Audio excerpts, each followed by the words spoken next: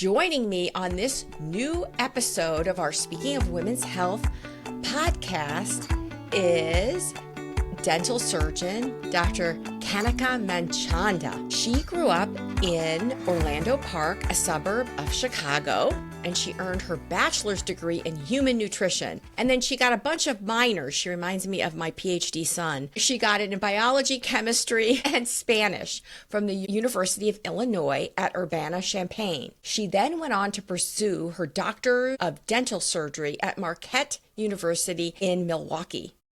Dr. Manchanda is an active member of the American Dental Association, the Ohio Dental Association, the Greater Cleveland Dental Society, and the Special Care Dental Association. And she keeps up with all the latest advances in aspects of dentistry, and she also attends the Women in Dentistry meetings, and she enjoys all aspects of general dentistry, from placing fillings to performing root canals, dental implants, overdentures, smile makeovers, and Botox treatment, interestingly. In her free time, she enjoys experimenting with new recipes, choreographing dances, working out, playing tennis, discovering new coffee shops, and near and dear to my heart, spending time on the golf course with her husband. Hopefully we can get a golf date set up in the future. I love to golf. So welcome, Dr. Manchanda. We're so excited to have you as a guest on the Speaking of Women's Health podcast to talk about dental cosmetic procedures. And tell our listeners what your first name means. It's so adorable. Oh, thank you so much. Thank you so much for having me, Dr. Thacker. I'm excited to be here. My first name, Kanika, means the smallest, most precious piece of gold in the language of Hindi. So I'm the youngest in the family, and I was privileged with that name. That is lovely. So tell our listeners a little bit more about your professional background and why you got into dentistry. Dentistry is not something that I thought I would go into at a young age. So it was a little bit of a surprise for myself as well. My parents are both in healthcare. They are both physical therapists. So naturally, I knew I wanted to be in healthcare, growing up with appreciation for health and wellness. One day, it was a little random for me, I shadowed a dentist sometime before college just to figure out, hey, this is in healthcare. Is this something I could see myself doing? Well, good thing I did, because what I appreciated was the physical help that the dentist was able to provide the patient getting out of pain. I enjoyed the conversation that was had between the patient and the dentist and the trust that was built there. And then a physical product that was made with the dentist's hands, because I'm always in motion, always talking with my hands. So a physical career within healthcare was really important to me. And I also enjoy all the confidence that was built for a patient once cosmetic work was completed. And that has impacted a patient's physical health and also their mental health. And that has been transformative for not only the patient, but for me as a provider. I've been so lucky to be a part of that journey for patients. That just sounds wonderful. What are some of the more popular dental procedures you perform in the office? I have been at my current office for a little while now, and before this, I worked in another office with a different socioeconomic population, and that has actually changed a lot of the most common procedures that I've been able to perform. I am a general dentist, which I take great pride in because I enjoy all the variety that we see throughout the field.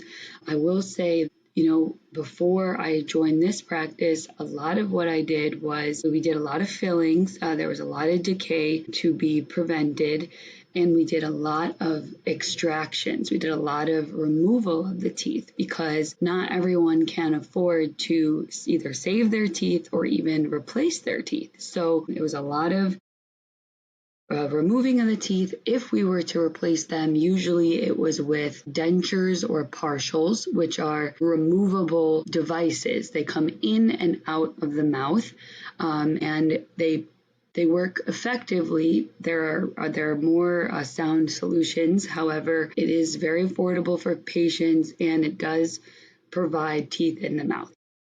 Now in another practice I've been a part of at Rockside Family Dental, we see less removing of the teeth. It's a lot of what I do is try to save our teeth, because there's nothing like your own teeth at the end of the day. If that is not possible, if the tooth is cracked or severely decayed and cannot be saved, we do remove it. I have seen that a lot of patients would like to replace their teeth with more sound solutions such as dental implants, which are becoming very popular because they stay in the mouth. They function as your regular tooth at the end of the day, nothing that you have to insert and remove every night. Mm-hmm. So I would say overall, commonly we perform fillings across the board, but what I do a lot of now, I do a lot of root canals, I do a lot of crowns, and more cosmetic work as well. And what is the difference between a crown and a veneer? That's a great question. So a crown covers the full front, top, and back of a tooth. A veneer only covers the front of a tooth, and there are different indications for each one. In the back of your mouth, because we do most of our chewing with our back teeth and we have most of the load with the back teeth, even if you're doing some type of cosmetic work, a lot of time with your back molars, you cannot see those teeth, but even if you can, it's recommended to have a crown because it's covering more of the tooth, and there's less chance that a crown would fall off in the back of the mouth than a veneer would. In the front of the mouth, it depends on how much of the tooth we are changing. Cosmetically, there are certain parameters where a veneer is indicated if we are able to be more conservative and do less changing. So we're talking about a patient that likes the way their teeth are shaped, they like the alignment of their teeth, but maybe they just wanted to change the color of the tooth. That would be a good indication for a veneer. If we have to change a shape of the tooth dramatically, a crown may be indicated. Another reason a crown may be indicated over a veneer is based on a patient's bite. If we think based on their bite, their veneer is more likely to pop off long term, a crown may be indicated so a patient doesn't have to deal with that type of discomfort or regular visit to put the veneer back on. So what are some of the latest and greatest procedures? Honestly, a lot of dentistry in the last couple of decades is turning more conservative, which is the way I like to practice as well. We try to focus on no intervention when possible. We talk more about a patient's diet and lifestyle changes they can make to prevent cavities. Instead of the old drill and fill model, any little shadow on the x-ray does not mean that we as dentists need to intervene. We like to tell patients, we like to discuss why you're getting cavities, where on the tooth they are present, and intervene that way. Now, if a restoration or a filling has to be placed because the lesion has advanced to a point of no return, another popular subject in dentistry is called biomimetic dentistry, trying to emulate what our body does naturally to improve a patient's teeth rather than some of the older protocols that we have. Dentistry, a common procedure, as we've discussed, is fillings, and fillings have improved over time so that the chemistry, the bond between the actual filling and your tooth is a lot stronger than it used to be several years ago. And that will help prevent new cavities from forming in between your filling and your tooth, so you don't have to replace that filling as often. And biomimetic dentistry has actually helped change some of those protocols, which is wonderful for our patients and us. Another a procedure that we slightly touched on is something called dental implants. And while dental implants have been around for many years, there have been so many advancements in the type that we are able to place in a patient's mouth, the materials. There are so many indications for more aggressive dental implants, less aggressive dental implants, and where they are in the mouth to make sure that there are less complications with that. One thing that I really enjoy are some of the technological advancements in dentistry. For example, a lot of offices are using scanners, which patients may see or be a part of, instead of those conventional dental impressions where you take a tray, you put the goopy material in, put it in a patient's mouth and let it dry. Those are not that comfortable. And while they're still used, when a patient can get a scan done instead of that goopy material in their mouth, I think a lot of people are happier. And from there, that scan gets uploaded to a platform, and then a 3D printer can actually print the patient's mouth versus the traditional methods we had, and that tends to be a lot more accurate. So from there, when you're making crowns or veneers or any implant crowns, anything that needs to be fabricated to put in a patient's mouth, there's a lot less error, which has been really improving the patient flow when the patient comes back into the chair. And from there, from that scan, we can also do a lot more with digital smile design, which is where we can take pictures of a patient, we can take a scan of their mouth and actually combine them so a patient can see what their smile will look like when they're having a full mouth smile makeover done. They can physically see what the smile will look like in their mouth before committing to the treatment, which has really been great for patients because it increases trust with their provider and gives them confidence that this is something that they'd like to do. That's interesting. They're doing that in home improvement. When I was looking at making an extension to my house, they use the computer to say, this is what it's going to look like. It does help, doesn't it? Yes, it sure does. So let's move on to some common complaints and issues. Loss of gum tissue. Is it normal for people to lose gums as they get older? It is normal. The prevalence is about 65% after age 30. And what varies is the degree of the gum loss. So less than a millimeter is pretty standard and normal, which is why preventative care is so important, because let's say you lose a little bit of gum tissue throughout the next couple of years. We can see the changes from now over the next 10 years. And if that amount has not changed, that is a good sign. If there are significant changes over 10 years, that is abnormal, and we'd have to see why those changes are occurring as they occur. Sometimes this can happen because of genetics, overzealous brushing, something called periodontal disease, bruxism, which is where patients may be clenching or grinding excessively, and mouth trauma, so maybe getting a blow to the face or having a fall. So really monitoring how much we lose gums and why we lose gums is important for the treatment.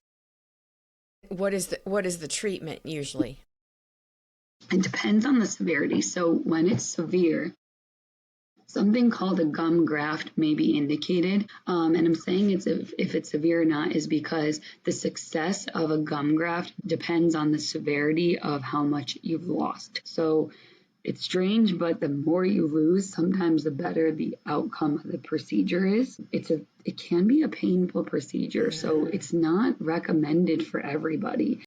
So, we do have some patients that lose less than a millimeter of gum tissue and they're interested in replacing it, but everyone's different. I don't always recommend it because you have to weigh the benefits, the risks, and if it even works. Sometimes when it's very minor, we can actually, where you've lost gum tissue, we can replace it, not with gum tissue, but with a filling material. You don't have to drill anything. You just kind of plop the filling in and it bonds to the tooth, and it can help decrease sensitivity. It can help decrease food particles from getting into that space and making the gum loss worse. That's very interesting. You have been listening to the Speaking of Women's Health podcast, and I am your host, Dr. Holly Thacker, and we are in the Sunflower House with dental surgeon, general dentist, Dr. Kanika Manchanda, and we are talking all about the teeth and the smile and gum health. And let's move on to a few cosmetic type questions. Whitening. It seems like lots of people are interested in having bright white, clean teeth. Yes, absolutely. I think whitening is so effective with traditional methods and even some newer ones. There are two things to consider when we talk about whitening. We talk about intrinsic versus extrinsic stain. So a lot of the traditional materials of whitening, such as hydrogen peroxide or carbamide peroxide, really attack both intrinsic and extrinsic stain for a whiter and brighter smile. And what differs between how fast it is versus slow and steady is actually the percentage of the hydrogen peroxide that is used. So the higher amount is going to whiten your teeth faster.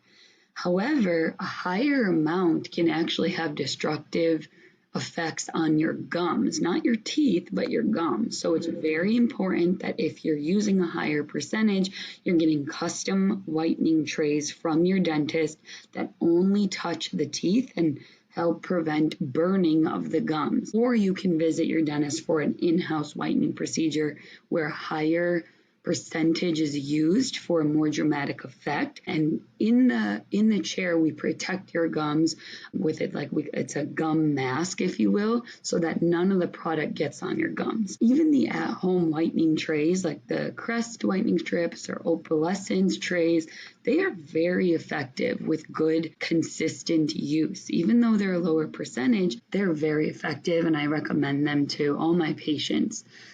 In the era of social media and TikTok, a lot of people are using purple whitening products, and that's been the new and exciting product for consumers because it's something different. But we have to ask ourselves, is it effective? So purple whitening treatment is all based on color theory. Purple cancels out yellow. So when you're using purple on your teeth, it can temporarily make your teeth look whiter. But back to what we were discussing before, that's only attacking the extrinsic stain. That's not getting inside of the actual tooth structure. So yes, purple toothpaste or purple whitening can help, but it's temporary and it's not as effective as the hydrogen or carbamide peroxide. Interesting. Another thing we see is an LED light. A lot of times people are putting this little LED light in their teeth and walking around with it on social media. From my research, one, it depends on the light source and how strong it is. So these cheaper LED lights are probably not effective. Some of the more researched lights still need more studies because the studies are varying whether it actually whitens teeth more than the hydrogen peroxide. So I would say further research needs to be done. If it were me, I would just go with what is known. I always recommend the hydrogen peroxide to patients just because we know it works, so why not use it? And can you do whitening of existing crowns and veneers or only natural teeth? That's a great question. Only natural teeth. So that's why shade selection is very important with your dentist when you are talking about a smile makeover or even just having one crown or veneer placed. Sometimes that's necessary in cases of trauma, but really making sure you're happy with that shade match before selecting the shade. Now, in terms of fillings, I've read that the average lifespan of a filling is 7 to 9 years. How is a filling replaced? Are there risks? Obviously, you want to try to prevent getting cavities and fillings in the first place. Yes, exactly. So when a filling does not need to be done, that's, your best case scenario, changing your diet and lifestyle to help decrease the size of the cavity. However, once the cavity has gotten into the second layer of the tooth, it will not change. It will only get bigger. So that's when a filling is indicated. Replacing a filling and how long it lasts depends on two factors. One is the original size of the cavity. The bigger the cavity, the more likely it is to be replaced in the future, because the more likely the margins of the filling are to be destroyed. The second factor is the skill of the clinician. If you're having good isolation protocols and adhesion protocols where saliva and other bacteria are not contaminating the filling as it's being done, you get a strong bond to the tooth, the less likely it is to be replaced. So for average sized filling, I could argue with good skill of a clinician and good isolation, and no blood contamination, I believe that the filling could last a lifetime. That being said, if it was a really, really big filling, and I would say a filling may decrease the size of that lesion, obviously, but potentially a patient may need further treatment, such as a crown, if the filling fails. Let's move on to halitosis, bad breath. What are some of the causes and solutions? Bad breath is truly dependent on the type of bacteria you have in your mouth. So the stronger bacteria, the ones that don't need as much oxygen, or the gram-negative anaerobic bacteria, cause halitosis or bad breath. And this is seen really with patients that have periodontal disease, so they have a bad balance of bacteria in their mouth, or they have a dry mouth where saliva is not protecting the good bacteria as much. And this could be due to medical conditions, certain medications, and most commonly smoking. For the average patient that has good oral hygiene that gets bad breath, the solutions are much simpler than a patient that has bad breath due to dry mouth or smoking. In a normal, healthy patient, I would say increasing your oral hygiene. Maybe you're only brushing once a day, and changing that to twice a day makes a huge difference. So simple solutions, I would say. For a patient that's more complex, changing your type of toothpaste may be helpful, such as a toothpaste called Parodontax, or any brand that has a gum restore label on it. And you may need something called scaling and root planning. This is commonly known as a deep cleaning. When you get more bone and gum loss, the bacteria travel further and further down the tooth, and they kind of just stay there unless it's physically and mechanically removed. So patients that have periodontal disease sometimes need this procedure to help change the bacteria of the mouth and restore it to good balance. So obviously good nutrition, and we have so many podcasts on that. Absolutely. And understanding the whole gut and body microbiome has so much influence on so many diseases. And I think we're really just starting to basically understand some of that, and there's so much more to discover. Do you promote like xylitol mouthwash or xylitol toothpaste or chewing xylitol gum to help promote a better microbiome? Absolutely. That is a wonderful way to decrease the cycle of what we call remineralization and demineralizations. Xylitol, amongst other factors, some essential oils in mouthwash, sometimes fluoridated toothpaste. It just depends on the patient's regimen and what factors work best for them. But essentially, they help break that cycle where when you're eating high sugar foods, the bacteria will then thrive on them and produce acid. Just like we produce pee and poo is our byproduct, they produce acid, which attacks our enamel and causes porosities or holes in the outer layer and sometimes the inner layer of our teeth. So xylitol specifically the bacteria cannot break down like they can with traditional fructans and sucrose and other sugars that we consume. It's actually very protective against that cycle of acid destruction. So tell us, what are some of the best ways to brush and floss our teeth? Aside from our regular brushing and flossing regimen, something in general that will help us not even get cavities is less snacking. And so the longer the sugar is on our teeth, the more destruction we have. So for example, if a patient were to eat 10 cookies in one sitting versus one cookie throughout the day, little pieces every 10 minutes, you're eating the same cookie. The patient that eats that one cookie is going to get less the patient that eats the 10 cookies in one sitting is going to get less cavities because they're not having that acid attack throughout the day. So really less snacking would be important. And if you're going to snack, rinsing your mouth out with just regular water after is important to decrease that cycle. Neutralizing your mouth with something more basic such as milk or cheese or vegetables even that contain calcium and better vitamins and minerals to balance that cycle is going to help decrease the amount of cavities and gum and tissue loss you have in general.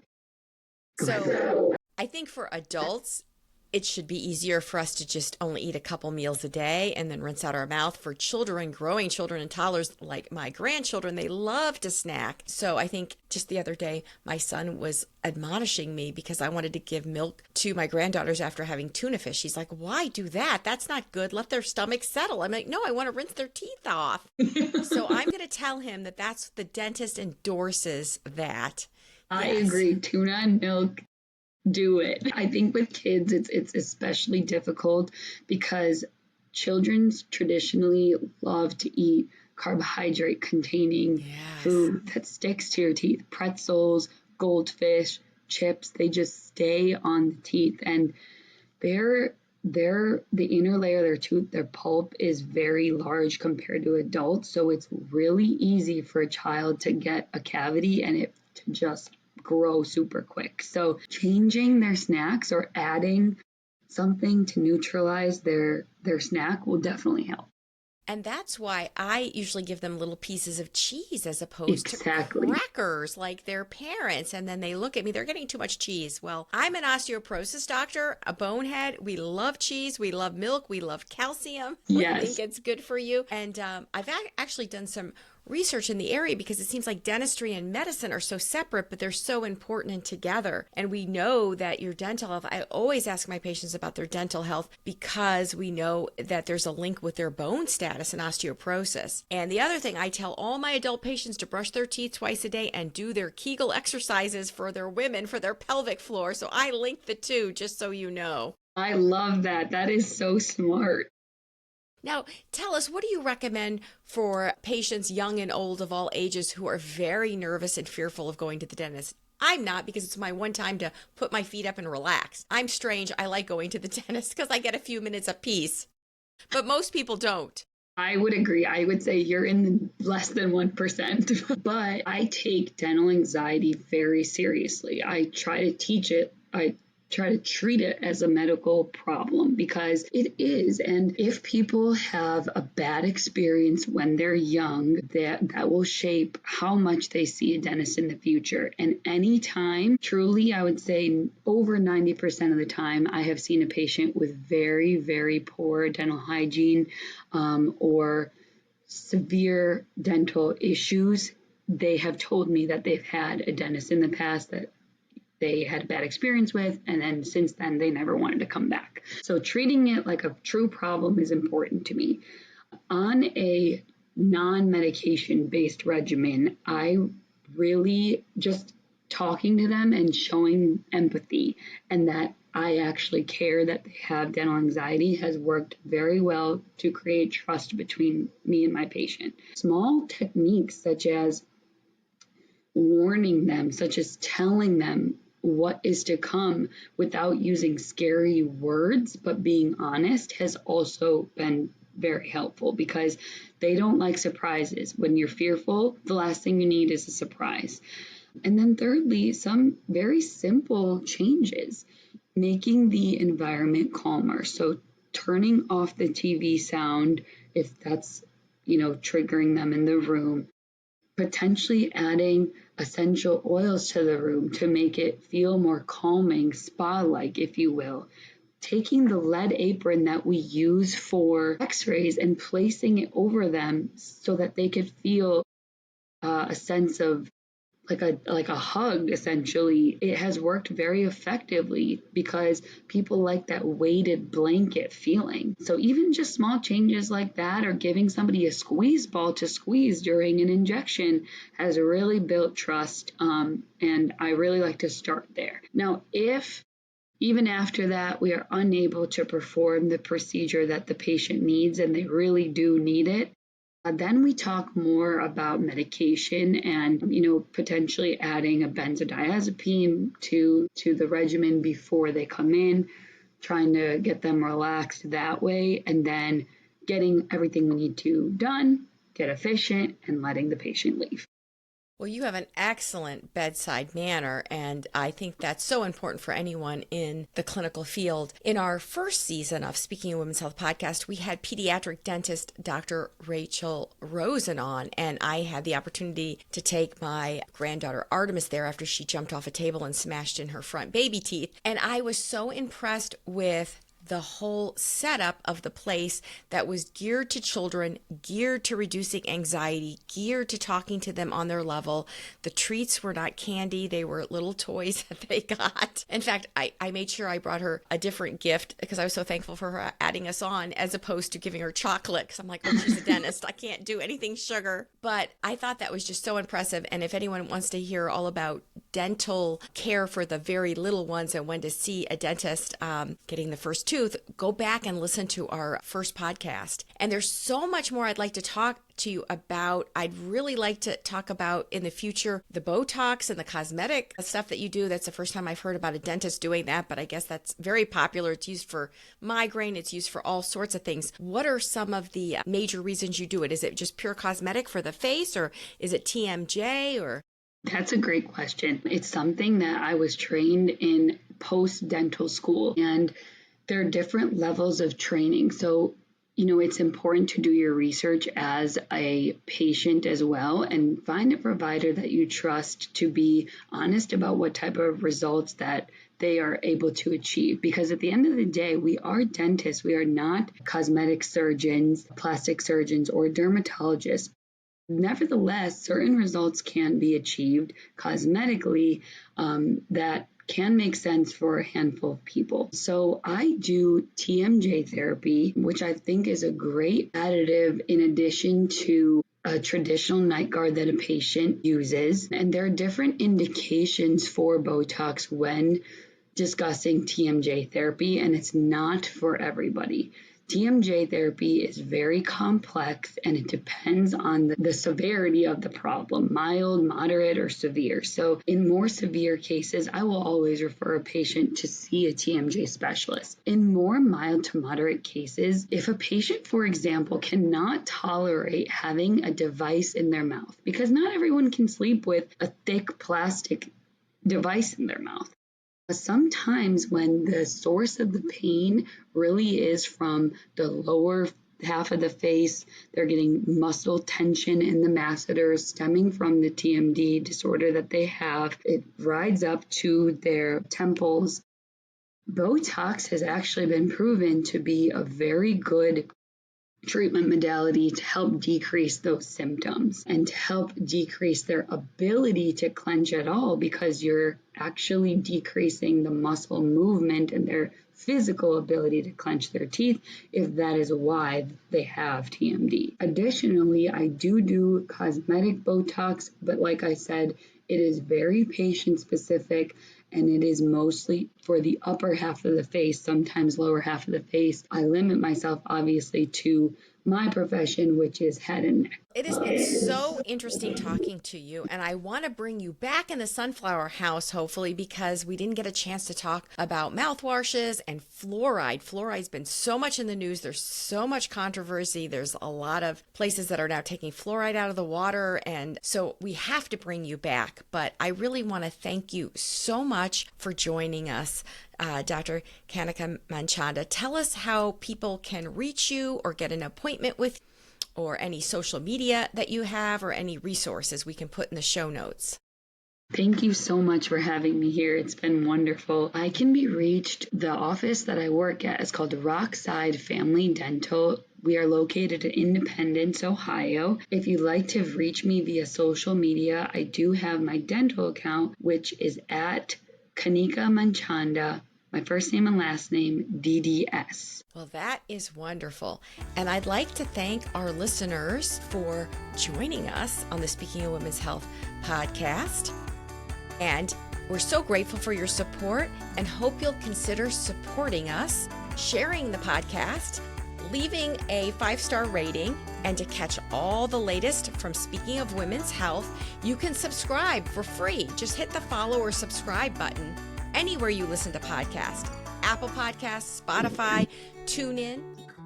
And thanks again for listening, and we will see you next time in the Sunflower House. Be strong, be healthy, and be in charge.